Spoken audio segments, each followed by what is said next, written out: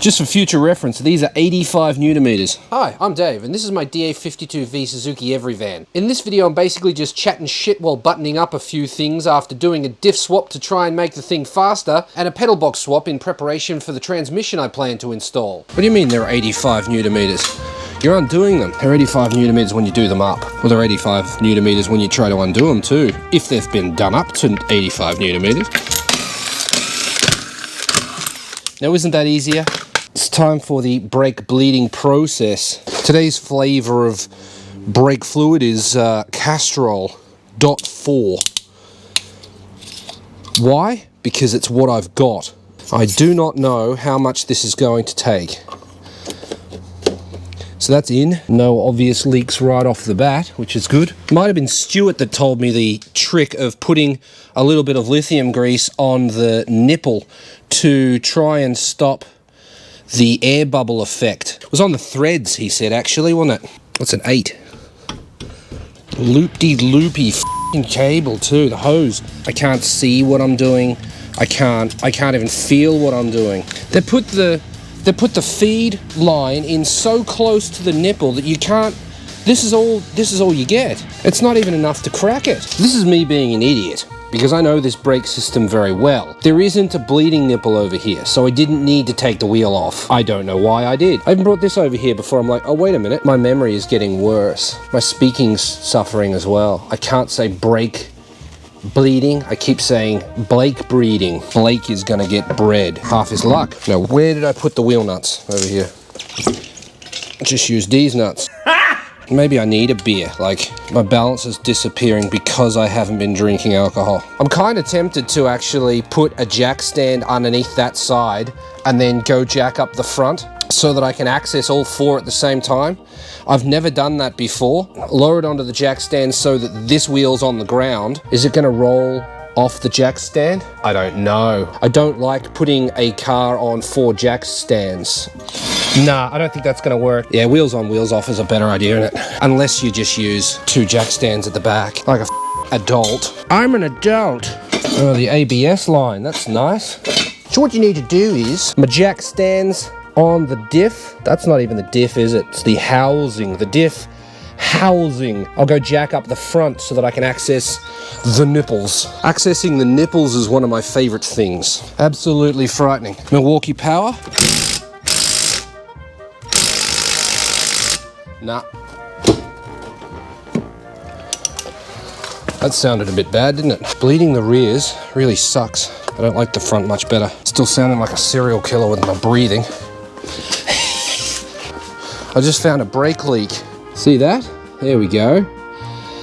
It's leaking from that point there. Maybe I didn't tighten that when I did the diff swap. Possible. We have a leak. Need to tighten that. Please be loose. It's not wet on the back side, so it's not the hose. It's just this fitting.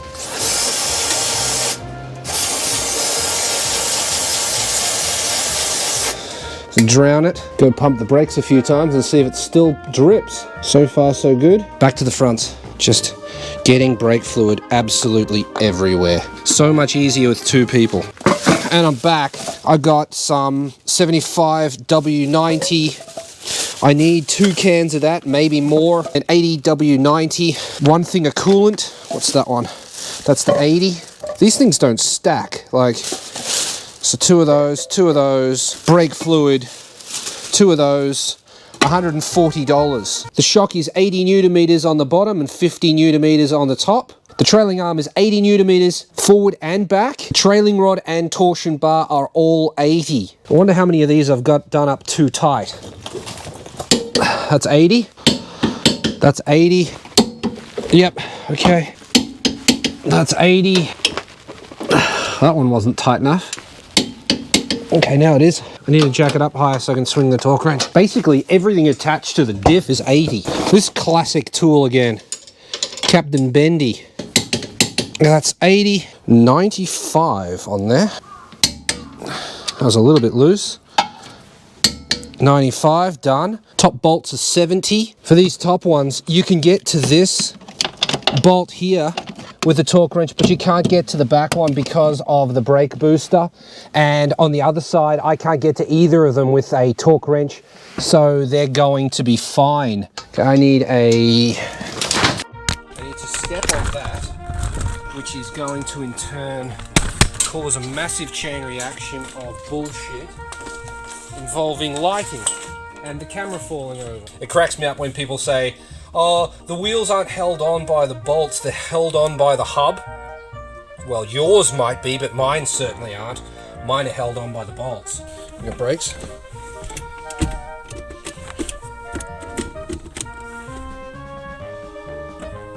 Oh, if you want the car to move, you have to take the chocks away, because you put them there specifically so the car wouldn't move.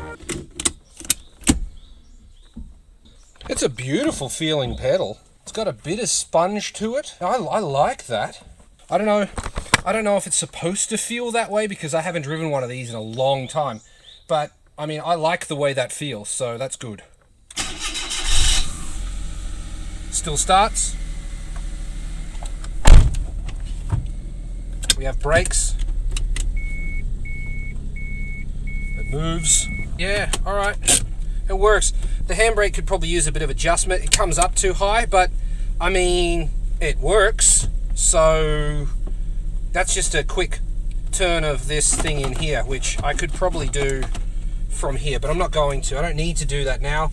I need to test drive this car. We need to thrash it. No, I need to check to see if there's oil in the diff. I was supposed to do that while it was still jacked up.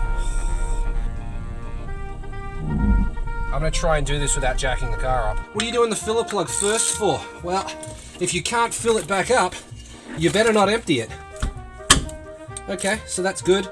14 or 17? What do you reckon? 17 it is. I'm using this special tool again. Okay, good. It wasn't that tight. Can I do this without getting the oil all over me? That is the question. Alright, alright, that's actually looking really clean. Yeah, look how clean that oil is. That's really nice. I'm happy to see that. That means my diff's not completely well, it's out of a family van. Who's going to ruin it? The end of the drain plug is magnetized to catch any broken bits so they don't make anything worse. There's little tiny little bits, and there's this thing. But I think this is actually not metal. I think that's gasket material. And it's gasket material with little bits of schwarf in it. Yeah, there's some metal in that. You're always going to get some. It's the amount you get that can be a problem. I'm going to use this. It's a bit dirty, but it's just a syringe. Giant syringe, basically. Fill it full of your oil and pump it in. Pump it in. Universal 80W90. It's a very, very thick shit. 45 minutes later. Now the deal here is, you poke this in, and you just keep feeding fluid in until it leaks out. Once it leaks out, then you know that it's full. I think it takes a litre. I don't know why we can't have it with a lid, but we can't. It's just not an option. So this is what we're doing. It's actually quite thick, so getting it to come up that little hose is not easy. I'm probably actually better off to open this up and pour it in. Alright, let's try pouring this shit. It works. Why didn't I think of this before? Much faster. Do you want to come with me back underneath the car and have a look? After a very inconvenient battery change, here we are again.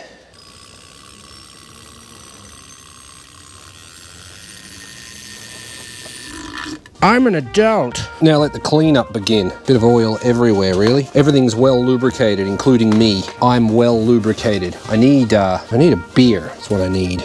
How much did I get in there in the end? 1.2 to 1.4, I reckon. Parts cleaner is actually concrete cleaner. Did you know that? It's not. It's completely different shit. I need a sponsor. If you want to sponsor me, hook me up with something. I don't care what it is. Hoodies.